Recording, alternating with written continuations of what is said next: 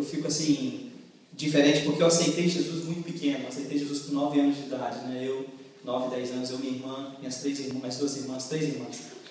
E foi uma batalha lá em casa, né? Porque papai não queria que nós fôssemos à igreja, não queria que nós seguíssemos ao Senhor. Mas ontem eu liguei para minha mãe no Brasil e eu tenho a notícia alegre para dar para a igreja. Eu quero que a igreja se alegre comigo nessa notícia, porque nós éramos perseguidos, do tamanho da Giovana assim, minhas irmãs viram o papai queimar a Bíblia lá em casa e tudo, mas nós não deixávamos de orar a Deus, orávamos, buscávamos a presença do Senhor e víamos para a igreja. E nessa semana eu estava falando com a mamãe ontem, e a mamãe disse o seguinte, né, que lá em Vila Velha, né, quem mora aqui na Glória, entende? Nós moramos na Glória e nós moramos no Ataíde, são 2 bairros ali de Vila Velha. E para a glória e honra do Senhor Jesus, né, as 2 casas que nós moramos, né, e você vai falar assim, uau, como é que pode ser isso? As 2 casas que nós moramos, hoje nelas estão 2 igrejas. E aí assim, o meu coração ficou louco, né, porque qual a probabilidade, a não ser de Deus, de você viver numa casa por 5, 6, 10 anos, né? Depois nós vivemos na outra casa por mais 7, 10 anos, e as 2 casas se tornaram 2 igrejas. As igrejas compraram, e de tantas casas, daquelas 2 casas, Deus fez dela 2 igrejas. Ali estão 2 templos, né? E as pessoas estão louvando a Deus. Então assim, meu coração, você, Cristina, ficou feliz, a Suzy ficou feliz, eu fiquei assim, eu estou doido para ir no Espírito Santo, para tirar foto das 2 casas e trazer para a igreja vir, em nome de Jesus, para os irmãos verem onde eu morei, e verem que lá hoje existem 2 casas que são de louvor ao nosso Deus, né? E eu queria agradecer muito a Deus, eu queria que a igreja compartilhasse essa alegria conosco. Vamos orar mais uma vez agora, agradecendo a Deus por essa noite, não é isso? E pelos dízimos e ofertas que foram levantados. Vamos agradecer a Deus. Senhor, eu te dou graça, ó Pai querido, por essa noite mais uma vez.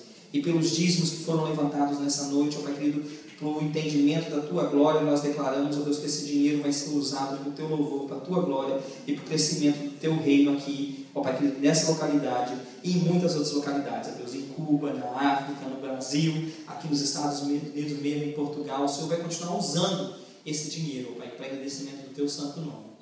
E, ó Deus, eu quero te agradecer muito, ó Deus querido, pelo privilégio, Deus querido, de ainda em vida, ó Pai, ver os lugares que nós moramos como templos de pessoas, templos, ó Pai querido, terrestres, templos de casas, mas onde pessoas vão e louvam e bendizem o Teu santo nome. Em nome de Jesus. Amém. Amém. Eu queria só falar com os irmãos, porque meu coração ficou tão feliz, né? Qual a probabilidade das 2 casas que você morou se tornar igreja, né? Mas o Senhor tomou conta. Amém? Amém. Irmãos, nós estamos passando por momentos difíceis, né? Bem difíceis. Hoje o Ivan estava falando comigo ali que existe uma nova probabilidade aqui na América de que até abril do próximo ano todos vão ter que usar um chipzinho, né? De identificação hospitalar, né? Onde você vai ter ali os seus dados do tipo do sangue, se você tem colesterol, se você não tem. E aí eu falo, pastor, já é a marca da besta, eu deixo colocar em mim, eu não deixo? Parece que os novos imigrantes todos vão ter que colocar isso também, senão não recebe o green card. Como é que vai acontecer? O que vai acontecer? Eu olhei para o irmão e falei, glória a Deus, Jesus está voltando. Aí ele olhou para mim assim, pastor, será que dá tempo de eu pagar o meu carro que eu acabei de comprar? Graças a Deus que o crente é feliz, né? E o crente é alegre. E nós temos que estar sempre assim celebrando ao Senhor. E Maranata, né? Ora vem, Senhor Jesus. Tomara que o Senhor Jesus volte realmente mais cedo, né? Mais cedo. Mas enquanto Ele não volta, eu estou conversando com os irmãos sobre guerras espirituais. Guerras espirituais. Ou seja, são guerras que acontecem não assim, no mano a mano, mas ela acontece num nível diferente. Estava conversando com o Márcio a semana retrasada, e eu falei assim, Márcio, você foi lá para aquela luta, ele chama de competição, né? Eu chamo de briga, né? Eles chamam de competição, eles chamam de esporte, né? Eu fico com medo, porque esse esporte eu não tenho perto de chegar perto. E o Márcio, ele é grande, né? Ele é grandão, e ele foi lá lutar com aquele rapaz. Eu falei, mas rapaz, e o outro rapaz tinha muitos títulos? Ele tinha muitos títulos, né? E você não fica assim, né? Um pouco receoso, não, na hora de ir? Eu falei, pastor, se a gente entrar com medo, já está perdida a batalha. E não que ele falou aqui, eu falei, rapaz, no campo espiritual não é assim também. Quando a gente entra com medo, a batalha já está perdida. Né? Nós temos que entender que nós somos vitoriosos. E no nosso caso, nós somos vitoriosos naquele que morreu e ressuscitou por nós e nos vai dar vida eterna, e nós vamos morar com Ele eternamente. Então, em Cristo Jesus, né, Ivan? Pode vir o Chico, pode vir o que seja, não é assim? Mas o Senhor Jesus colocou em nós a marca dele, que é a marca da promessa, de que um dia nós vamos estar com ele. Irmãos, eu quero falar com você nessa noite, é que as guerras espirituais que nós estamos vivendo, elas acontecem num lugar diferente, você não consegue ver. Essa semana, 2 semanas atrás, quando o povo ali do Estreito de Gaza, daquela parte de Gaza, estavam mandando, né, aqueles foguetes contaminados, né, aqueles bombardeios contra Israel, Israel também mandou muitos, mas quando aqueles torpedos, aqueles foguetes saíam em direção a Israel, Israel conseguiu aquele antimíssil. Então os foguetes viram e lá no alto mesmo, pá! Eles conseguiram destruir alguns deles. E segundo a estatística, 85% dos mísseis foram destruídos. Mas 15% deles conseguiu chegar em Israel. E aqueles 15% que chegaram foram causadores de tamanha destruição, de morte e destruição. É assim também com a nossa mente. Satanás constantemente está mandando mísseis inflamados para a sua cabeça. Constantemente. E às vezes nós estamos com o antimíssil preparado, e aí a gente consegue mandar um antimíssil e ele pá, destrói, mas nem todos são destruídos, e aqueles que vêm na nossa cabeça, eles fazem uma destruição tremenda. E em nome de Jesus nessa noite eu quero falar para você, prepare o seu antimíssil, esteja atento, porque o Senhor Jesus quer que você destrua 100% dos torpedos inflamados de Satanás que estão vindo sobre a sua cabeça, né? E nessa continuação de hoje, irmãos, nós falamos há duas mensagens atrás sobre murmuração. O problema de murmurar, né? De reclamar. Reclamar. A gente está na América, tem 2 carros, tem uma casa bonita, né? Tem muita roupa para usar, mas está reclamando. Eu não tenho, não está satisfeito com o que tem.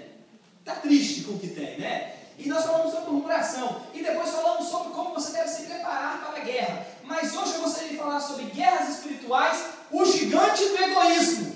E aí eu chamei essa mensagem de Me, Myself and I. Me, Myself and I.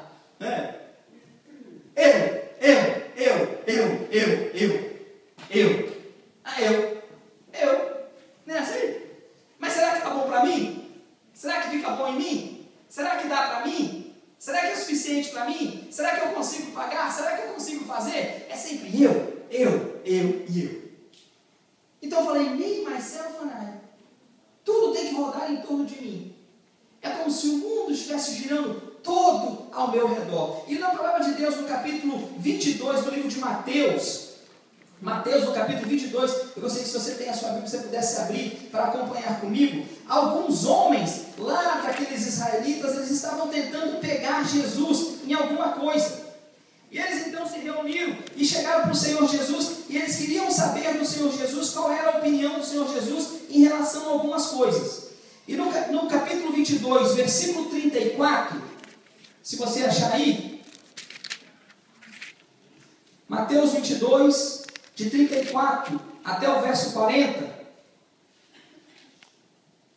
alguns daqueles que estavam ali, saduceus, fariseus, estavam ao redor de Jesus. Eles então ouviram dizer que Jesus havia deixado os saduceus sem resposta em algumas perguntas. Os fariseus então se reuniram, versículo 35 diz, um deles, perito na lei, o pôs à prova com essa pergunta, Mestre, qual é o maior mandamento da lei?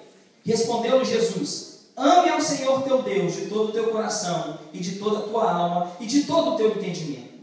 Este é o primeiro mandamento. E o segundo semelhante a ele é, ame ao seu próximo como a ti mesmo. Destes 2 mandamentos dependem toda a lei e os profetas. Destes 2 mandamentos dependem toda a lei e os profetas. Senhor Deus, nós te damos graça pela tua palavra, Pai, agora lida aos nossos corações. Ó Deus querido, nesse momento, ó Deus querido, quando estamos lutando espiritualmente, ó Pai querido, contra forças, ó Pai, que nem às vezes nós mesmos conseguimos vencer. Ó Deus, nesse momento eu te peço, Deus, que a tua palavra, que o teu Espírito, Deus, possa achar lugar em nossos corações, que a tua palavra possa achar lugar em nossos corações. E que nós, ó Deus querido, na unção do Espírito Santo, possamos sair daqui um pouquinho mais, ó Pai querido, cientes daquilo que o Senhor tem para nós, daquilo que o Senhor é para nós e daquilo que o Senhor espera de nós. Em nome de Jesus. Amém. O Senhor Jesus diz, amarás ao teu próximo como a ti mesmo. Amarás o o teu próximo como a ti mesmo. Irmãos, que palavra difícil, né? Amarás o Senhor teu Deus de todo o teu coração. Mas o segundo semelhante a esse, amarás o teu próximo como a ti mesmo. E às vezes é o seguinte, Senhor, eu amo o meu próximo como a mim mesmo, mas deixa eu definir para o Senhor quem é o meu próximo, né, Martinha? Meu próximo é o Gesiel, é a Bruna, é o Júnior. Meu próximo é a irmã Esther, está um pouquinho longe, mas ainda tem um pouquinho de amor para ela, né? Meu próximo é o Adilson, né, assim, Giso? Meu próximo, né, é quem está perto de mim. Mas o Senhor Jesus está dizendo que é mais do que isso. Amar o seu próximo é amar aquele que você não conhece, aquele que é contra o que você pensa, o que você acredita, e é contra as coisas que você faz. Que coisa difícil, não é isso? Nós amamos aquelas pessoas que estão contra nós, que querem o nosso mal, aquelas que não se importam com nós. Lá no Brasil, existe um ditado que diz, cada um por si e Deus por todos. Quem conhece isso? Aí isso em espanhol?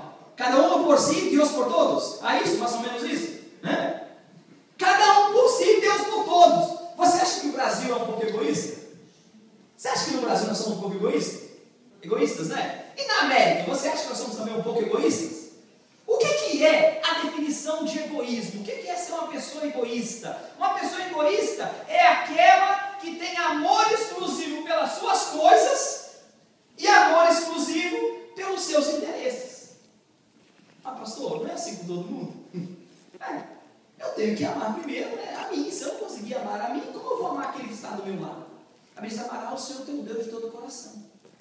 E todas as vezes que nós paramos para pensar nisso, irmãos, quantas vezes nós estamos preocupados somente com aquilo que nos interessa, somente com aquilo que nos é bom, somente aquilo que vai me fazer ficar feliz, somente aquilo que vai me levar a ter prazer. Eu estou preocupado nisso. Quantos relacionamentos, casamentos dão errado por quê? Porque nós estamos às vezes preocupados conosco e não com o nosso parceiro. Quantos namoros dão errado por quê? Porque é que começam a namorar e um está sempre tentando tirar vantagem do outro. Porque estamos preocupados conosco.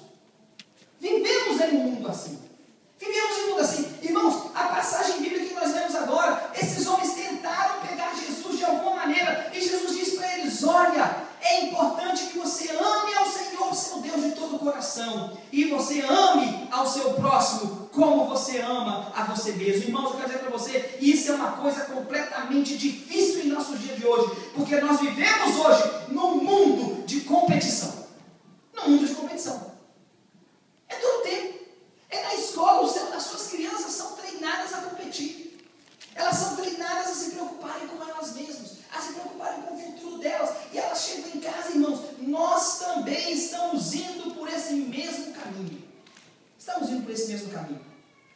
Guilherme Henderson, ele sugeriu uma vez 3 coisas. Ele disse que a fé e a esperança recebem, o amor ele dá.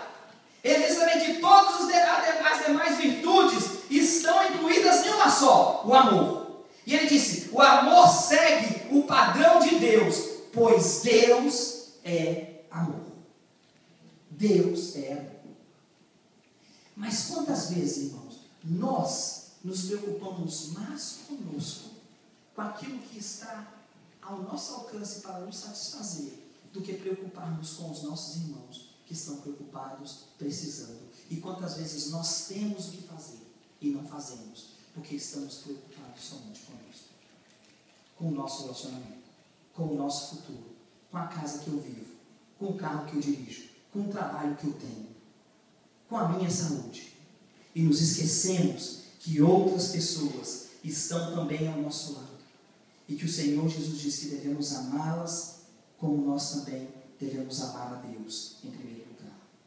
E é incompatível, irmãos, dizermos que somos crentes, dizemos que amamos a Deus, quando não amamos ao nosso vizinho que nós podemos ver. É difícil de dizer. É difícil de entender. É difícil de segurar o nome de cristão quando nós estamos vendo pessoas morrendo sem Deus, sem salvação, e morrendo às vezes até por falta de terem o que comer, e nós com as nossas casas transbordando e superlotadas de alimentos, de enlatados, esperando um furacão que ainda não passou. Um furacão que ainda não passou. Preocupados com nós mesmos, preocupados conosco. Irmãos, uma das coisas interessantes que nós temos que entender é o seguinte, que existem muitos males e características que são decorrentes do egoísmo. Paulo, quando ele escreveu ao jovem Timóteo, no capítulo 3, verso de 1 a 9, ele diz o seguinte: olha, eu estou te prevenindo o seguinte, que nos últimos tempos acontecerá que você vai ter muitas pessoas que são egoístas.